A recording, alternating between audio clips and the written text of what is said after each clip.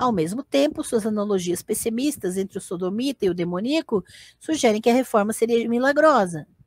Além disso, a recomendação urgente de que todas as pessoas culpadas de sodomia sejam depostas e destituídas do cargo implica que há algo ineradicável na condição ou em seus efeitos. Além disso, Pedro Damião insiste que esse é um crime que merece ser punido com a morte.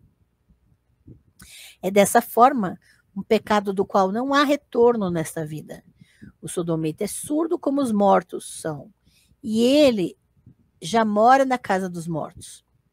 Para Pedro Damião, então, é muito simples argumentar que um sodomita não é um tipo fixo de ser humano, porque ele sempre pode mudar a si mesmo reformando seus hábitos.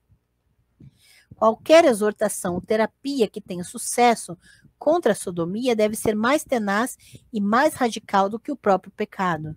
Deve ser uma escola, de alguma forma, além desta vida, uma cura. A imagem é de Pedro, tá?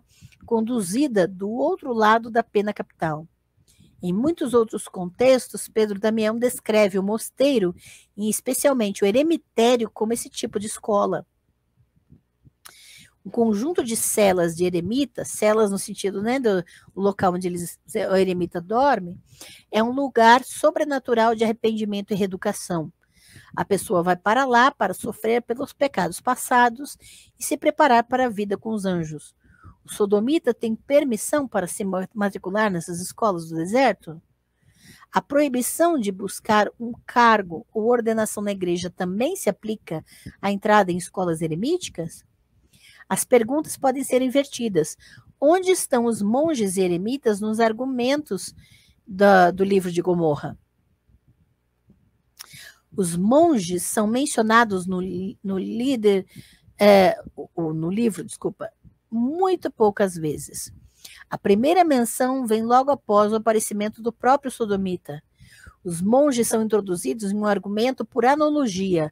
O sodomita não negaria que um monge do sexo masculino que teve experiência com uma consagrada deveria ser removido de sua ordem sagrada. Portanto, o sodomita não pode negar consistentemente que os sodomitas devam ser depostos de cargos eclesiásticos.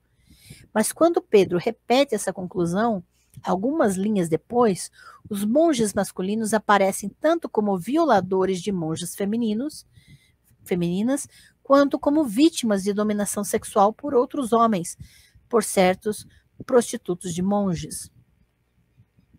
O monge angelical como vítima de violência sexual deve lembrar os anjos na história bíblica de Sodoma.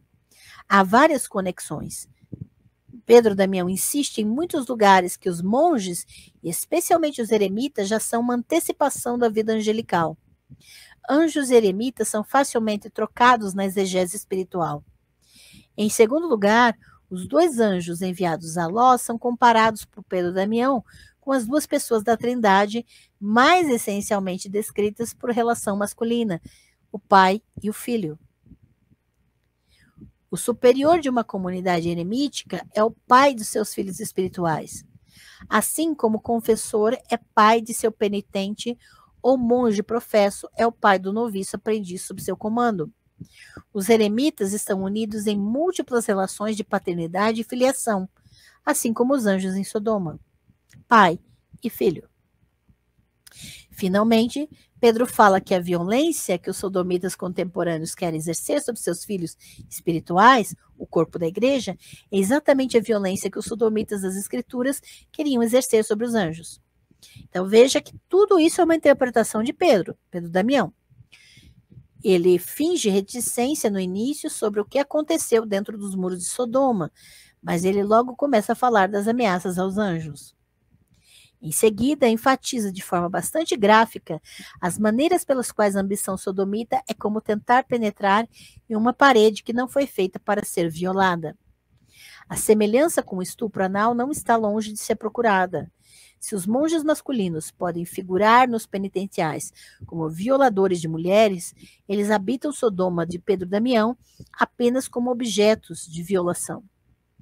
Eles são anjos cercados por demônios com intenção de penetração. Essa é a descrição explícita de Pedro Damião da fronteira entre Sodoma e as celas dos eremitas. A descrição omite muita coisa. Pedro Damião sabe claramente que a cela é o local de provações extraordinárias para a carne. Ele se apropria do ensinamento de Cassiano sobre os perigos da solidão para a castidade.